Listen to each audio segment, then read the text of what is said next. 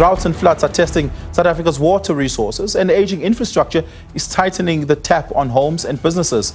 The Borehole Water Association says responsible borehole drilling and expanded groundwater use are essential parts of the solution, especially in informal settlements where new supply is urgently needed. With more than 80% of South Africa's towns relying on groundwater for safe, potable water, illegal taps only add to the strain on municipal systems. The past week, the Borehole Water Association unveiled a refreshed branding ahead of the 19th Biennial Groundwater Conference in the Northwest, which will frame groundwater as interdisciplinary science.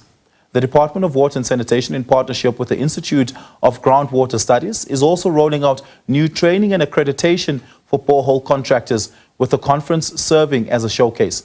For more on this, we are joined by the Borehole Water Association President, Derek Whitfield. Derek, good afternoon. Thank you so much for your time. Really do appreciate it. Let's start here. How prevalent has the uptake of borehole water facilities in private residences been over the last couple of years, given especially what has been happening in urban centers and inner cities around the scarcity of water?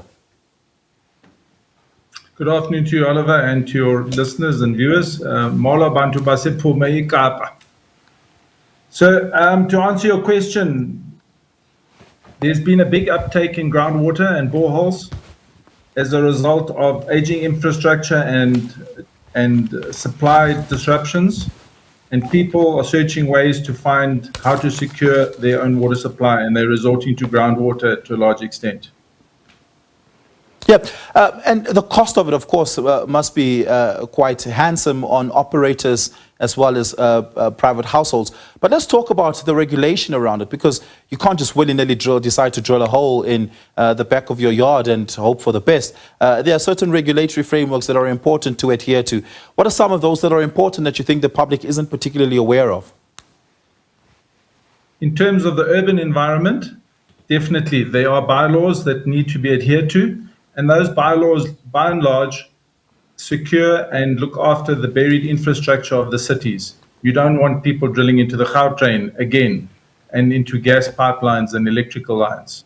So that's why the bylaws are there, and one needs to apply for a letter of consent from your municipality before you drill your hole. Yeah, and your organization, what are you guys doing to ensure that operators are adhering and doing this professionally? Not like the guy along the Gautrain line in Johannesburg who drilled for a borehole and he ended up grounding the Gautrain for several months because it damaged the infrastructure there. Oliver, we are setting out, as you said, alluded to in your introduction, we're setting out a training program for the groundwater industry, for the contractors, starting next year. And it's assisted by the Danish government, our Water Affairs and Institute of Groundwater Studies. And in that, we want to educate and uplift our contractors. It's been a highly unregulated industry. Oliver could have been a presenter today and bought a drill rig tonight and been a driller tomorrow. That's how bad it was and is. Yeah. So we have a lot of contractors out there that aren't professional and are not equipped to do the job properly. Yeah. Let's talk about the training initiative that your organization has launched and accreditation programs for drilling contractors to ensure that I don't willy-nilly decide tomorrow to wake up and be a contractor. And you mentioned that it's in partnership with the Danish government. How will this initiative directly benefit homeowners and communities, ensuring that they get safe and reliable water? Well, right now there are a lot of rogue operators out there, and the public is been taken for a ride, and many a situation where contractors drill a hole and by the time they leave, that hole has collapsed and they're never to be found again. Once we have a regulated industry, the boreholes will be drilled correctly to the correct specifications, preventing any contamination from entering the borehole from the surface or near surface environment. You know, with the power cuts we have these days, people have a lot of generators in their backyards. And it's not inconceivable to imagine a jerry can of fuel spilling over in your yard and going down your borehole. And 1 liter of fuel will contaminate 1 million liters of water. And once it's in the subsurface, you can imagine it's very much more difficult to remediate and clean up than it is on surface.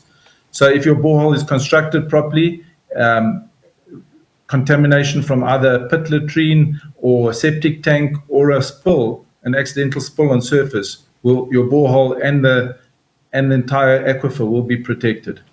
Yeah. Underground water is not an infinite resource, I would imagine, Mr. Whitfield. And how do we need to ensure, as more and more people turn to underground water through boreholes, that we manage that resource carefully? Oliver, this is where Department of Water and Sanitation come in. They are the custodians of the resource.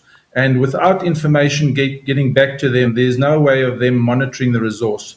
Currently, there's no legal requirement for information to be returned to Department of Water Sanitation for most boreholes, other than those that require a water use license that is using more than 10,000 litres a day or more. So by and large, the national regulator doesn't have information to assess and manage the resource. And that's where we're pushing to get information back to them. And what should such a regulation framework look like by the national regulator?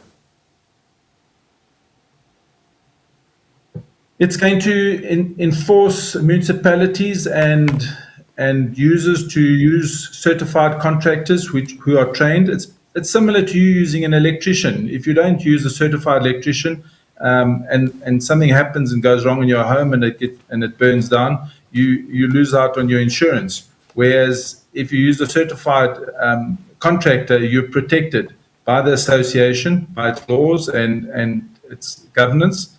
And in that way, you've got recourse to the contractor and the resource itself will also be protected. Yeah. As an industry body, do you certify contractors? Do you have an accessible database of certified contractors if I'm looking to drill into my backyard that I could access from your platform? At the moment, we don't have certified, but that will be coming in the new year. We're in the process of writing that curriculum, and the certification program will begin early next year. Yeah. Well, we're going to have to leave it at Derek. Thank you so much for your time. Really do appreciate it.